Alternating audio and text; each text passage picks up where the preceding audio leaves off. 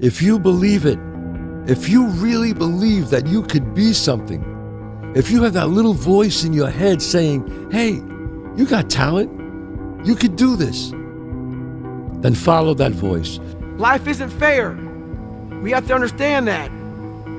It shouldn't be fair. It's a trial ground, it's a testing ground. It's built to make us harder.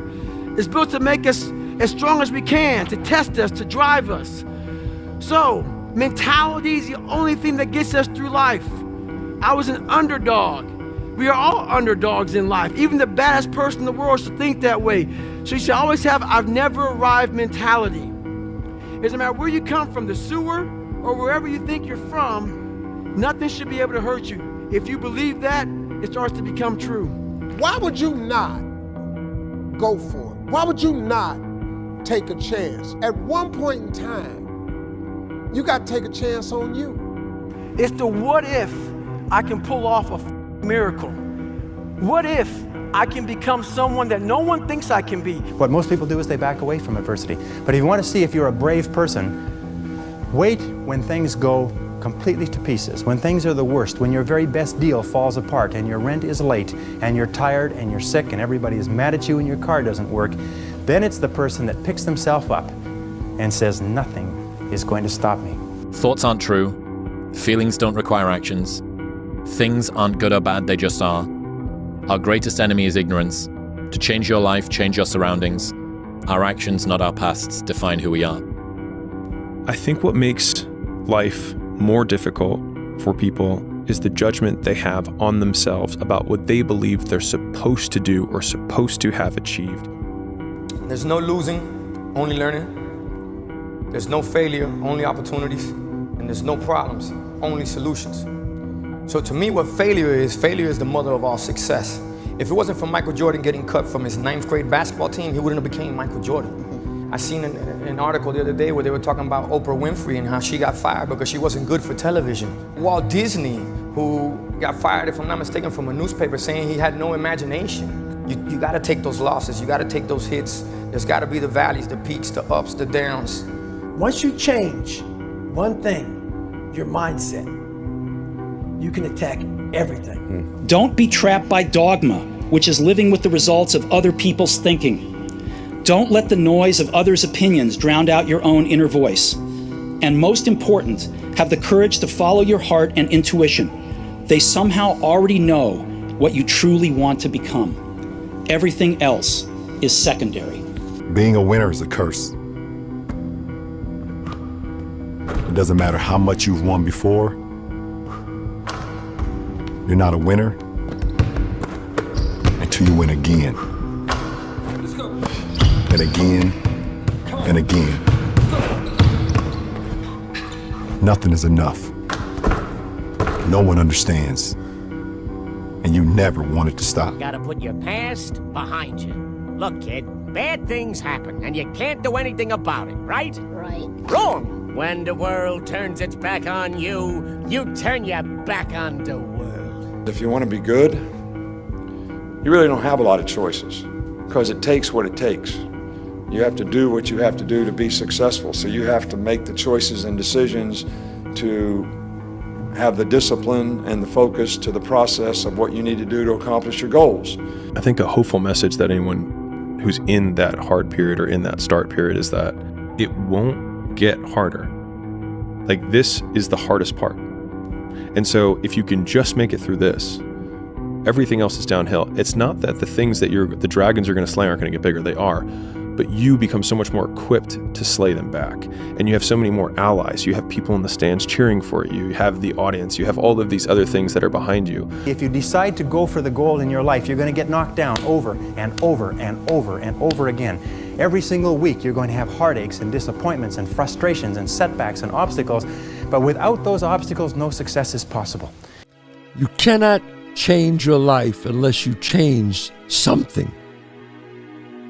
If you always do what you always did, you'll always get what you always got.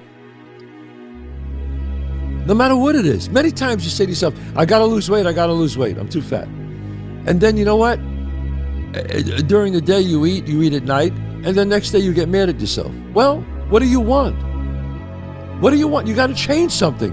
I had big dreams. A lot of us have big dreams, big goals.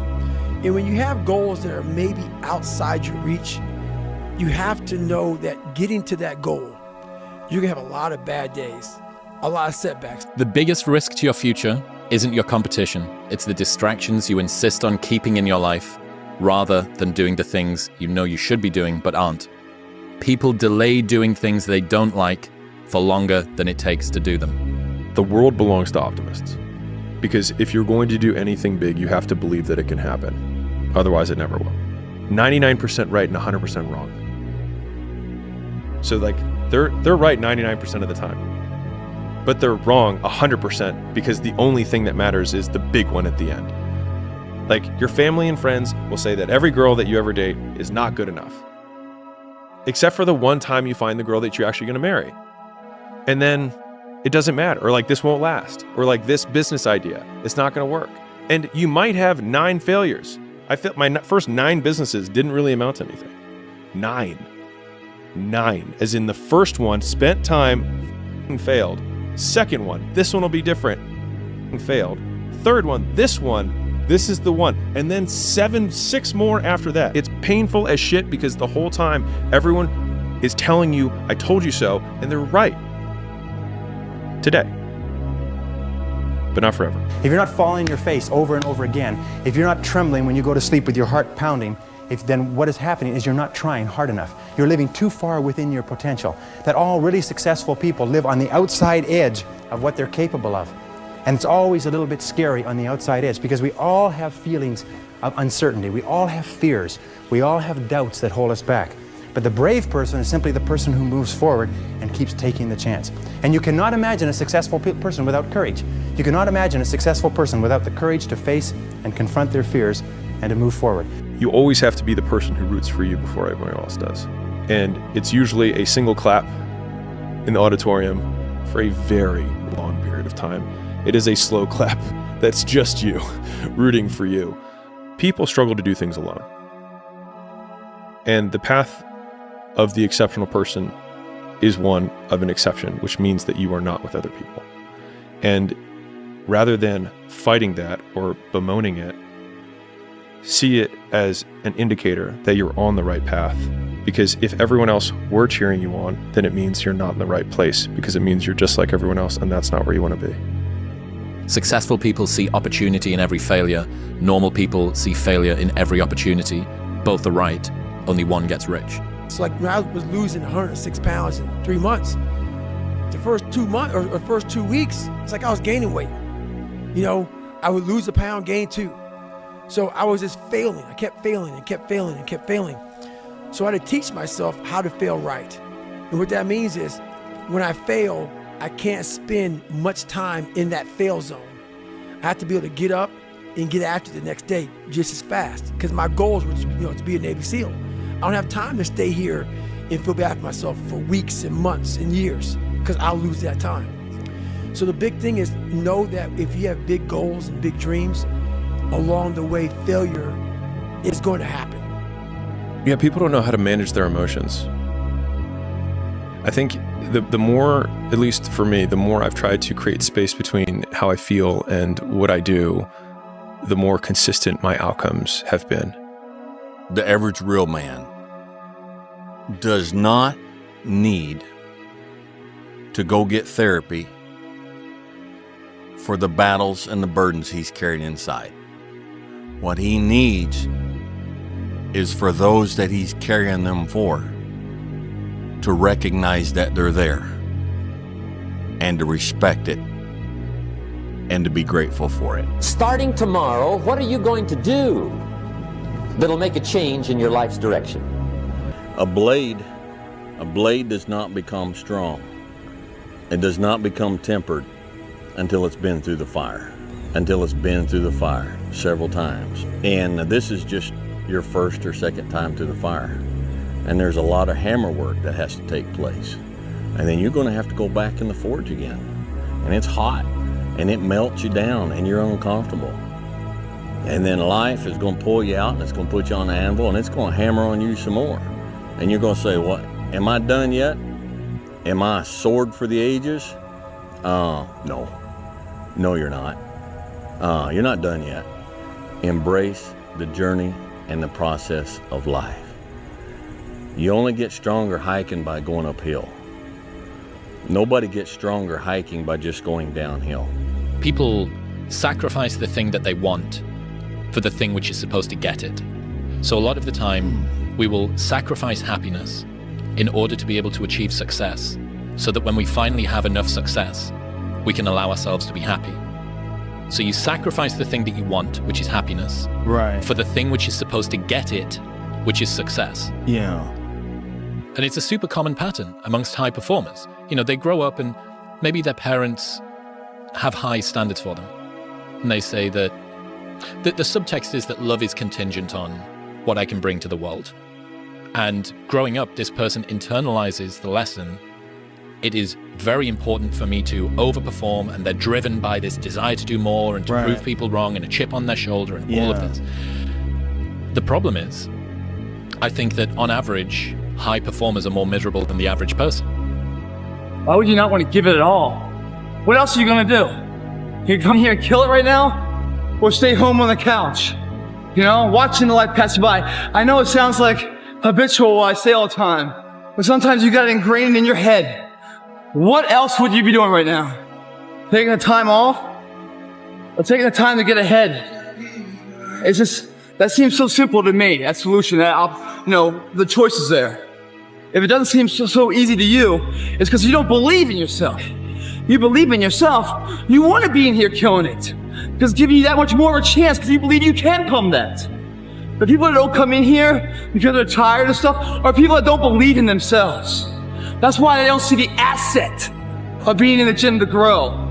They see it as a waste of time because they don't believe they can ever get there. So therefore, why take the precautionary steps to sharpen and hone the arsenal to really go to battle? Because they don't even want to go to battle because they know they're going to lose. Those times when you get up early and you work hard, those times when you stay up late and you work hard, those times when you don't feel like working, you're too tired, you don't want to push yourself, but you do it anyway. That is actually the dream. That's the dream. It's not the destination, it's the journey. Is there any better feeling than being locked in?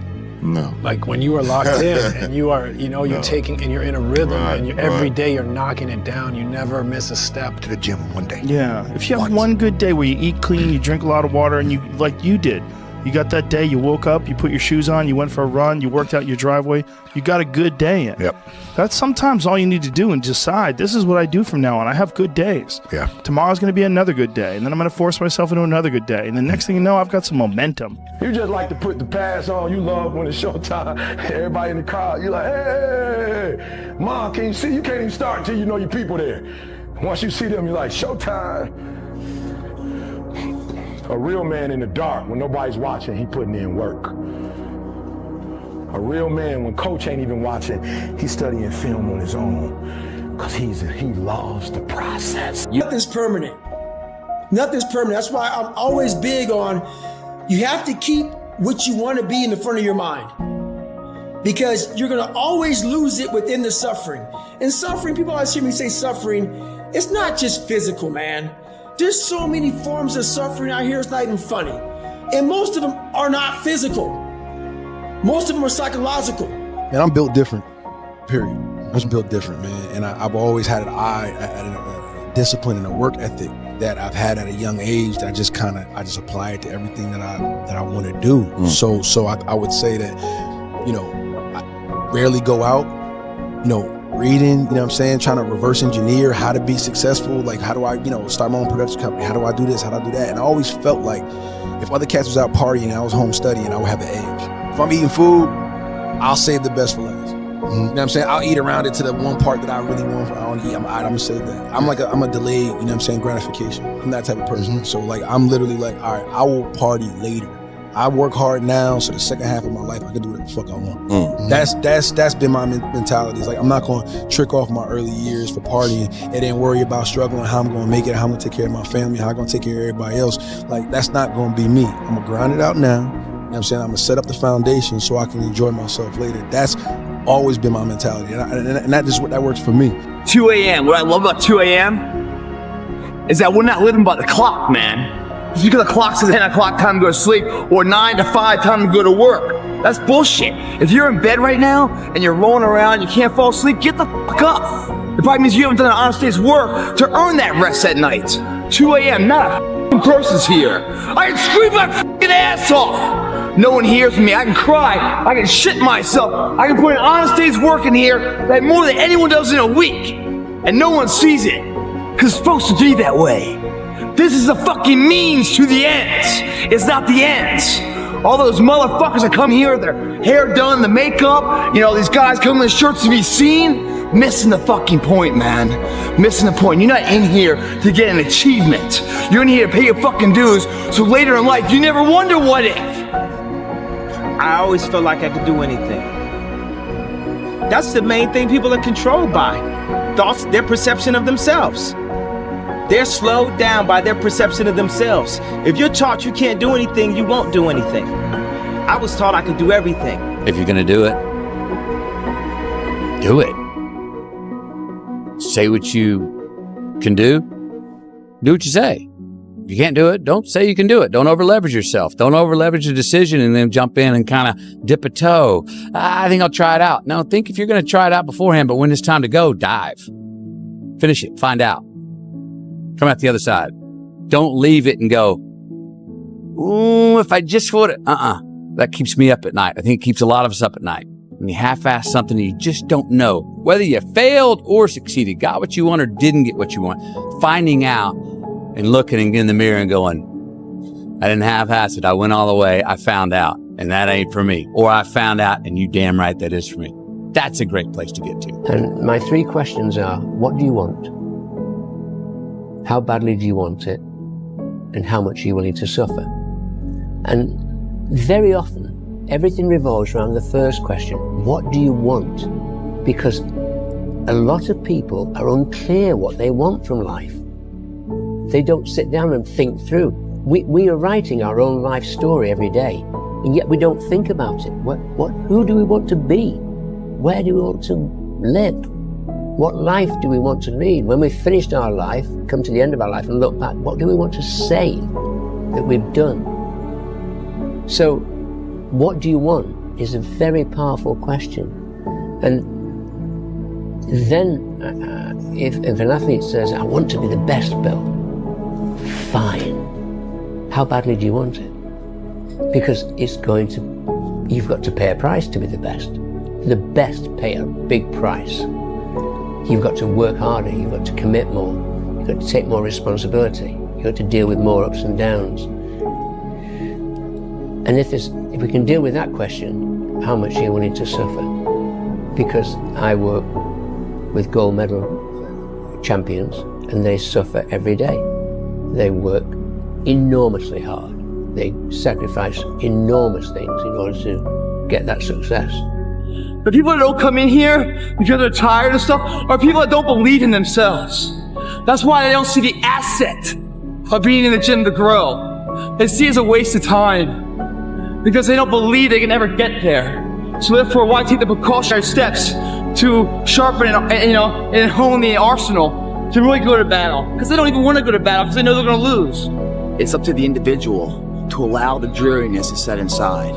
Do we worry about external factors, or do we worry about what's inside of ourselves? Those two different things are the two measures of confidence, positive and negative confidence. And negative confidence is an egocentric person. Bases all their performance trying to achieve third parties' agreeability, their likeness, their thumbs up, because we value their opinion. Those kind of people allow this mood and weather and everything to set in to dictate their performance of the day. There's also another side, the positive side of confidence, starts from within. It's called pride. That doesn't value rain, sun, if there's someone in the corner looking at them, if it's 5 in the morning, 5 in the afternoon, that pride is always awake, always turning, always burning for the ideology of greatness to be matured into reality.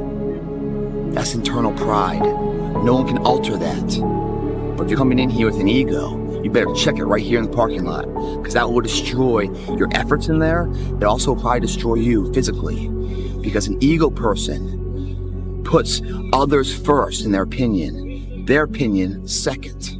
So they're always willing to gamble themselves to adhere to what the third party people want. That's a recipe for disaster, guys. Inside, we grow.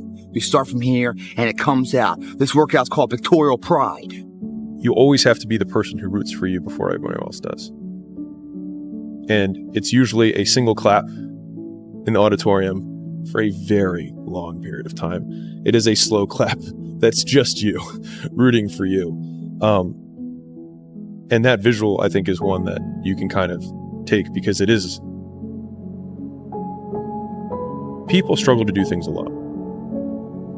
And the path of the exceptional person is one of an exception, which means that you are not with other people. And rather than fighting that or bemoaning it, see it as an indicator that you're on the right path. Because if everyone else were cheering you on, then it means you're not in the right place.